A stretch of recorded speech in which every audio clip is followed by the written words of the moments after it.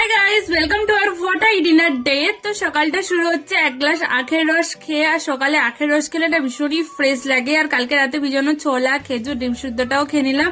আর আজ মা ব্রেকফাস্টে বানিয়েছিল জাতা পিঠে, মাংস কষা, ভীষণই টেস্টি হয়েছিল। আর মা এখানে আমলকি কেটে রোদে দিতে বললো, আর এখানে আমি অনেকগুলো আমলকি তুলে তুলে খেয়েও নিচ্ছি। আর আজকে লাঞ্চে ভীষণই সিম্পল হয়েছিল, ভাত, ডিম কারি, সবজি আর আলু ভর্তা। আই থিঙ্ক এটা চিংড়ি মাছ ভর্তা।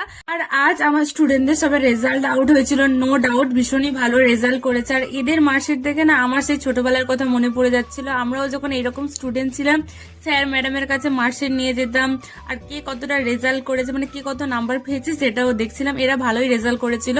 আর আমার একটা স্টুডেন্ট, আমার ফেভারিট, আমাকে মিষ্টিও খাইয়েছিল, সেটা দেখে আমি ভীষণ ইমোশনাল হয়ে গেছিলাম। আর পাশে একটা মেলা হচ্ছিল, তো বাবা এখানে জিলেবি আর ভেলপুরি আমার জন্য নিয়ে এসছে।